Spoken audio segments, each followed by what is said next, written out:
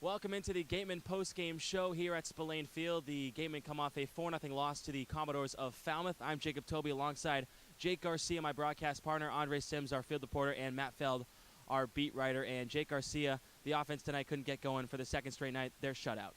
Yeah, one run last night, no runs tonight, only 5 hits offensively, and none of them being strung in succession. They didn't have an inning tonight in which they had more than one hit, so it's obviously cause for concern for this team. We knew that the departure of KJ Harrison was going to mean big things for the middle of the order, and tonight, not only did the middle not produce, but top to bottom, no one was really hitting on all cylinders. No one had more than one hit, and it's disheartening to see this team get runners in scoring position and then fail to execute and push them across. 0 for 7, as we mentioned on the broadcast, with runners in scoring position. The good thing is that they had the opportunities and that they were there, so maybe in the future this means more production, but tonight it certainly was a very poor offensive performance. And the defense wasn't that special as well. 4 errors on the night. What can you tell us about them, Andre? You know, it's interesting because the errors came from the middle infield, and that's the position that we've talked about a lot this season as being at a surplus. A lot of very good, especially very good defensive middle infielders. You look at Giarratano and Grand Prix at short, who have played exceptionally well at shortstop. Cole Freeman, as I mentioned in my hit earlier in the game, was all SEC defensive team. He only committed 7 errors all season.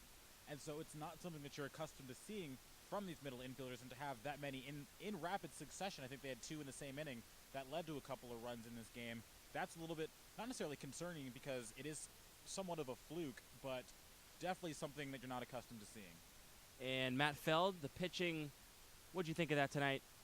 Overall, the staff, the starter, what do you think? Yeah, it was terrific. I thought Gunnar Leger especially did a great job of pitching inside with his cut fastball to both right-handed hitters and left-handed hitters, and he talked about after the game how he's really been working on that at Louisiana Lafayette. He really keeps hitters off balance with his slider and his changeup, especially when he's up 0-2. And then Casey Mize out of Auburn came in and did a great job, especially with his split-finger fastball in the top of the 9th inning. So overall, they did the job. They got the job done. They only let up 2 earned runs on the night. I think kind of my takeaway from tonight is Robbie Metz in center field. His first time playing in center, had an error, but I think for the most part did okay out there. He caught some balls, he caught some line drives, he hit the cutoff man, doing all the things he needs to do for a guy that hasn't played center field basically in his career, doing it for the Gatemen here. Final takeaways, Jake Garcia, we'll start with you. Well, Wareham is now 0-3 on Wednesdays, so that doesn't mean anything. It's just a random takeaway. But no, in all honesty, Falmouth's pitching staff is the real deal this year. We've talked extensively on broadcast before about how Brewster's offense is the best in the league. Well, after tonight's performance, I'm ready to call Falmouth's pitching staff the best in the league. They were 2nd in ERA, 2nd in WHIP coming into this game, and based on their performance tonight, they're only going to shoot up the leaderboard because of this. They don't allow a lot of base runners.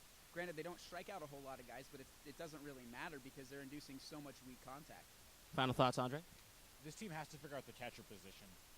They're getting little to no offense from Joey Barton, Harrison, Wenson. Colton Shaver seems like the best offensive option, but he's a work in progress defensively at the catcher position. And sure, Jerry Weinstein is known for developing catchers, but there's only but so much you can do in one summer. So they got to find that balance of getting the offense that they need, especially if they're going to put the catcher in the bottom half of the lineup, which has struggled for this team already this season. They got to figure something out there. Otherwise, it's basically playing 8 against 9. Matty Ice? Don't call me that. Well, Jake Garcia touched on it, and I talked to hitting coach Don Sneddon after the game was over, and it was frustrating to see this Gatemen team get runners in scoring position with less than 2 outs, especially that one time where they had Grand Prix at third base in the top of the order coming out, and they couldn't push him across. He talked about how it's just needed for the hitters coming up to make the sacrifice where they're going to get out, but you get the runner in from third base. You have to be willing to make that sacrifice for your team. And in a team that struggles to score runs, you have to be able to make those productive outs in those key spots. So that's the biggest takeaway for me tonight.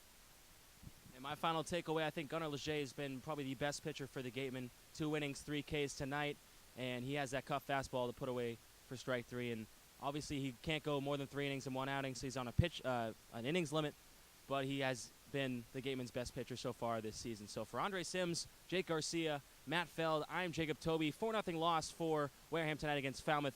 That's so long and good night from Spillane Field.